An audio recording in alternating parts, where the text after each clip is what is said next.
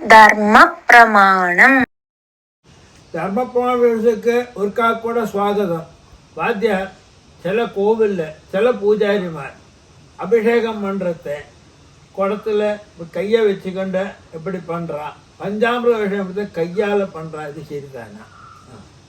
சிவன் கோவிலில் இல்லை விஷ்ணு கோவில், அம்பாள் இல்லை சில கும்பாபிஷேகங்களில் இப்போ குடத்தால் அபிஷேகம் பண்ணுற சமயத்தில் குடத்தோடு கூடி கை விரலையும் வச்சுக்கிறான். சிலவா குடத்தால் மாத்திரம் அபிஷேகம் பண்ணுறான், குடத்தால் மாத்திரம். எப்பவுமே தெரிஞ்சுங்கோ,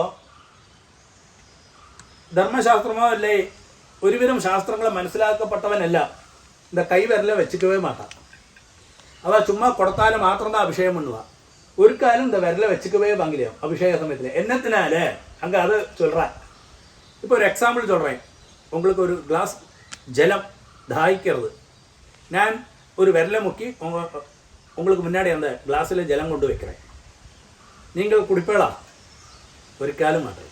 அதே மாதிரி தான் சுவாமிக்கு அபிஷேகம் பண்ணுற சமயத்தில் அந்த பவித்திரமான அந்த சுவாமியை எல்லா தியான ஸ்லோகத்தோடு ஆவாகனம் பண்ணியிருக்கோம், அதுக்கு பிராணப்பிரதிஷ்டை பண்ணியிருக்கோம். அந்த ஜலத்தை நம்ம அபிஷேகம் பண்ணுற சமயத்தில் ஒரு காலம் கை விரல வைக்கப்பாங்களே.